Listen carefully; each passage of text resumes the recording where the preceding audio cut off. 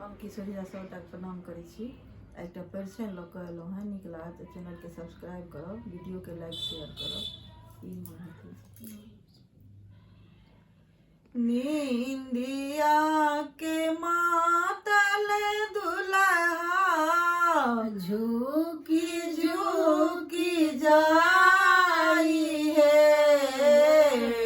नींदिया के मातल दुल्हा झुकी झुकी जाई है।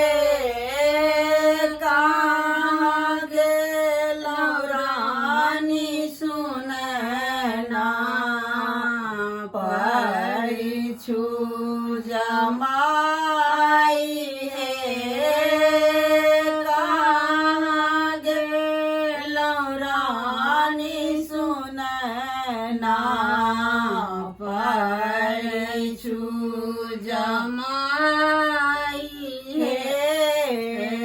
माता मानी मौरी सोबे कुंडल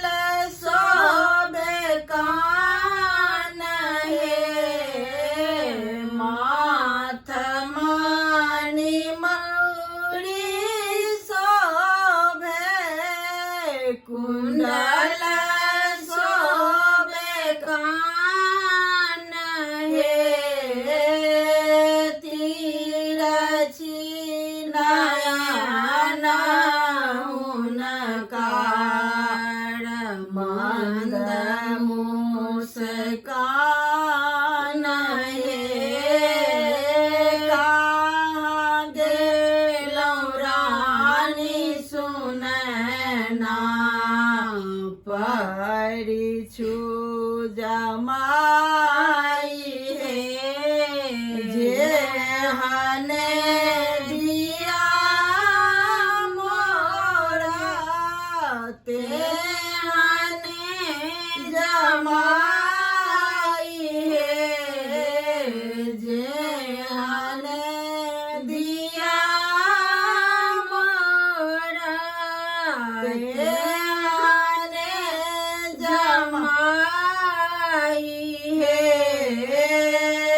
दोनों के सकल देखी राची राची जाई है।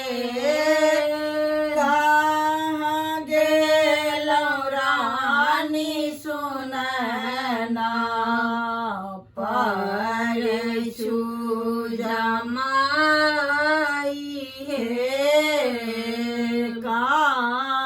काचही बाँस केरा डालबा बुनबहे।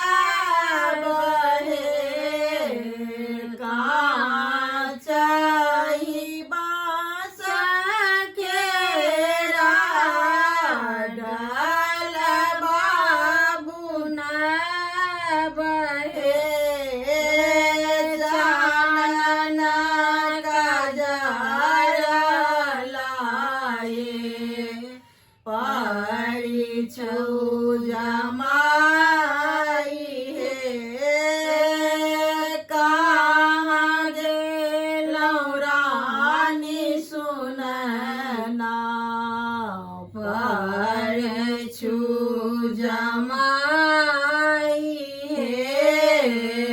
सोना के कलश चेरिन बेटी ठाड़ है। सोना के कलश चेरिन बेटी ठाड़ है। दूल्हा के देखी देखी नयना जुड़ाई है।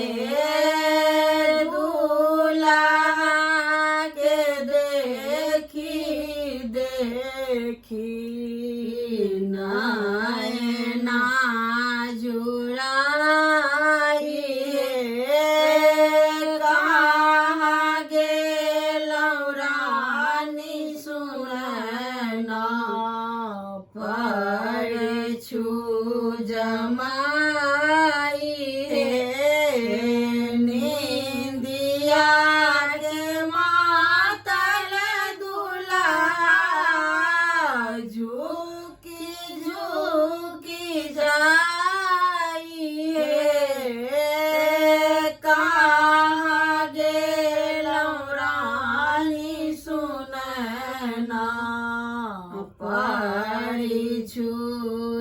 जमाई हे